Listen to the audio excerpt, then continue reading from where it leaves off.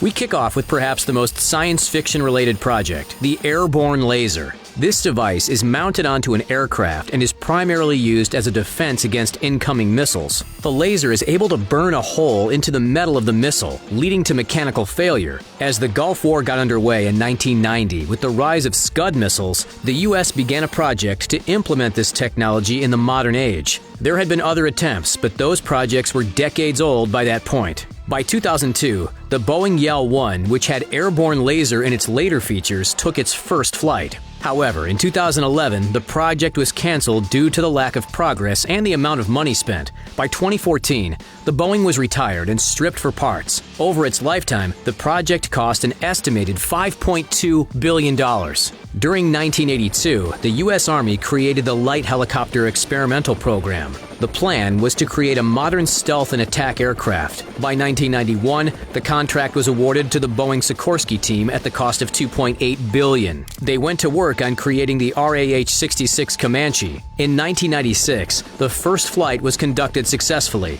The plan was to create a further 9 choppers, including 2 prototypes by 2006. However, it wasn't to be. During 2004, news broke that the Army had terminated the creation of the Comanche line. At this point, $7.9 billion had been funneled into the program. The cause of canceling stemmed from the need to further upgrade the Comanches in order to be battle-ready. A study found that by canceling it now, the Army would save a further $14 billion. In its ashes, the Armed Reconnaissance Helicopter program was born. However, that too would be later canceled in 2008. By 1995, the U.S. Army was looking to replace the M109 Paladin, a self-propelled howitzer. After all, this model was first made in 1963, so they got to work on creating the next generation, the XM2001 Crusader. On top of the main Crusader, the program would also create a resupply vehicle. The Crusader itself was meant to highlight modern safety features as well with its composite armor and fire suppression system. For the more attacking side, the design was also going to have an increased autonomous function and digital processing to increase accuracy. By 2002, the U.S. had planned to build 480 Crusaders for the price of $11 billion, with the plan being that Crusaders should be battle-ready by 2008. Yet only a few months after the mass order, the program was scrapped. The main issue seemed to be the Crusader's lack of mobility and accuracy. Altogether, the program is said to have cost $2.2 billion. The Future Combat Systems program was a large-scale attempt at modernizing the U.S. military. Many different projects were involved, such as the creation of manned and unmanned vehicles, as well as changing the equipment and uniform of their soldiers under the Future Force Warrior project. The Future Combat Systems, or FCS project, was formally introduced in 2003, yet only 6 years later, the program was scrapped during 2009.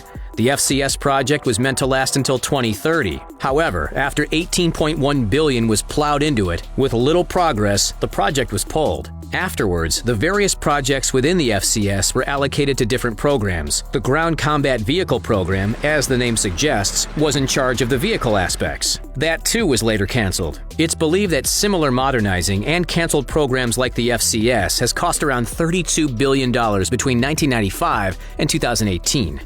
In the 1980s, the U.S. Marines wanted to create a modern amphibious assault vehicle. The idea was for the vehicle to be released at sea by an assault ship. It would then take Marines onto the shore and then have no issue with traversing on land. The plan would be called the Expeditionary Fighting Vehicle. The EFV was meant to replace the AAVP-781 assault amphibious vehicle that was created in 1972. The EFV was set to be used in 2015 and had a projected cost of $15 billion. However, by 2011, the project ran into many issues. The technology was challenging to implement. As the delays began to pile up, the decision was announced that the EFV program would be canceled.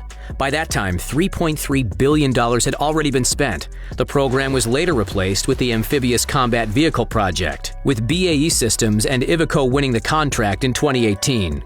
One of the most important aspects in the military is real-time intelligence gathering about the enemy's position. With the success of the Joint Surveillance Target and Attack Radar System, also known as the Joint STARS airplane, during the Gulf War in 1991, the U.S. Air Force wanted to create a modern version. In 2003, the initial $215 million contract was won by Northrop Grumman, Boeing, and Raytheon. They came up with the E-10 multi-sensor command and control aircraft. This model was set to combine sensor signals with ground and air radar tracking, then send real-time updates to ground troops. It was due by 2011, but by 2007, budget cuts came, and the E-10 project was scrapped. Around $1.9 billion was spent in total. The Air Force went back to the Joint Stars planes and decided to upgrade the model instead. In 1994, a plan was announced to merge the satellite systems operated by the National Oceanic and Atmospheric Administration, or NOAA, and the U.S. Air Force. This new satellite project was named the National Polar Orbiting Operational Environmental Satellite System, or NPOESS. It was primarily going to be used to monitor environmental factors on Earth, such as weather, oceans, land, and atmosphere.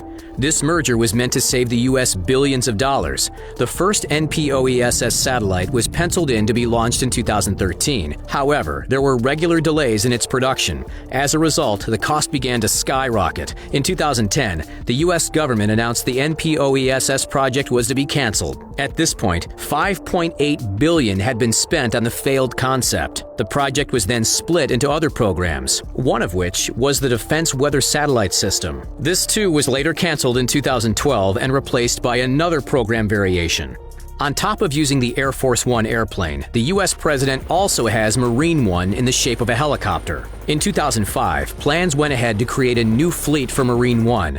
The winning design was the VH-71 Kestrel, yet not long after, the production was hit with delays and a steep rise in costs. In 2008, the estimated cost of the project reached $11.2 billion for 28 choppers. Each one would cost $400 million. In 2009, the overall estimated cost increased further to $13 billion. Due to the exorbitant fees and poorly received early helicopters, the project was canceled. $3.7 billion had already been spent on the failed concept. 9 VH-17s were delivered to the U.S. Navy.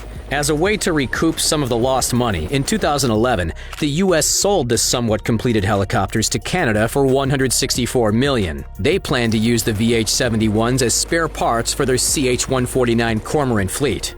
During 2001, the Next Generation Cruiser, also known as the CGX program, was announced by the U.S. government. The U.S. Navy was looking to replace the Ticonderoga-class cruiser, which had been in commission since 1983, and the Airlie Burke-class destroyer, which had been used since 1991. 9 CGX ships were ordered to begin with. The design of the ships would later inspire the Zumwalt-class destroyer that was created in 2016 for $22.5 billion. Only 3 of the Zumwalt were actually finished. Over the years, the CGX program struggled to find direction and was split into a number of smaller projects. Eventually, by 2010, the CGX program was scrapped altogether.